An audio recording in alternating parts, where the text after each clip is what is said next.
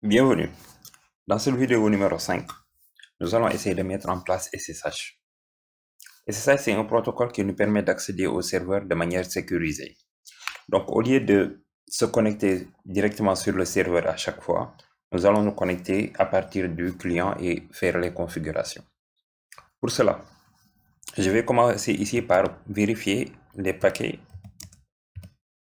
Donc, je mets dpkg-l pour lister les paquets. Je mets pipe, je mets grep et je mets SSH server. Le paquet s'appelle OpenSSH server. Ok. Donc le paquet est déjà installé. Par défaut, le paquet est installé lors de l'installation de Debian. Donc c'est ce paquet-là, OpenSSH server. À partir de là maintenant, je vais effacer ici.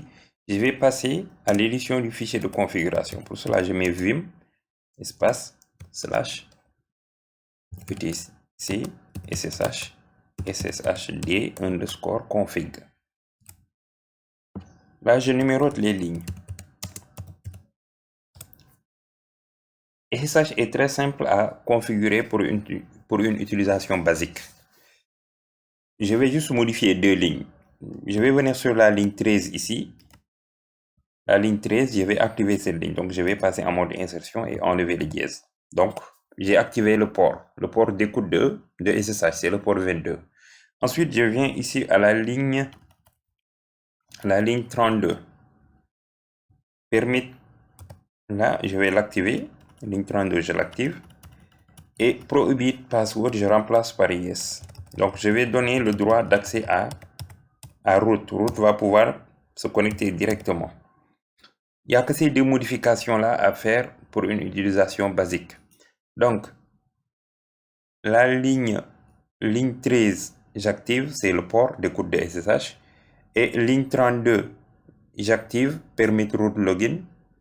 J'enlève prohibit password, je remplace par yes. Une fois que c'est fait, j'enregistre ici.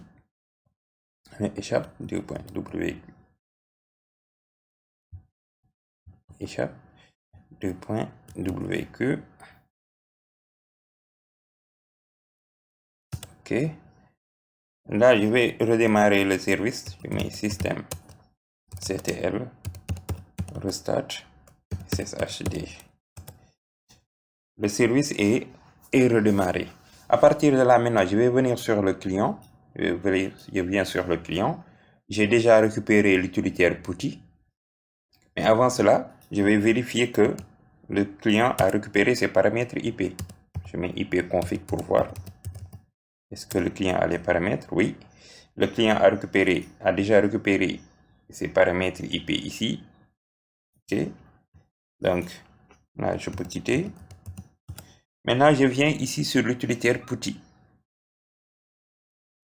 Je vais double-cliquer. Je vais modifier un peu. Je mets l'adresse. Je mets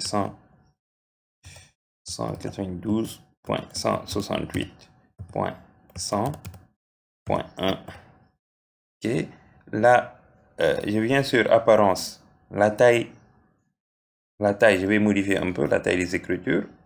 Je vais dire que c'est consolas gras. Je dis que c'est 14. Je mets OK. Je vais également modifier l'arrière-plan pour vous permettre de mieux voir. Je sélectionne curseur texte. Curseur texte, je dis que c'est noir. C'est déjà noir, OK. Background, default background. L'arrière-plan, je vais dire que c'est en blanc. Sélectionne blanc ici, ajouter, et je mets OK. Et je reviens ici sur session. Donc j'ai déjà mis les paramètres, je mets open. Voilà. On me demande l'authentification, je mets root. Je donne son mot de passe. Donc je suis connecté maintenant à partir du client, je suis connecté sur le serveur. Et à partir de là maintenant, je peux faire toutes les configurations. Donc ici, je mets astérisque -r Voilà, astérisque est lancé, je peux mettre même reload. Ok.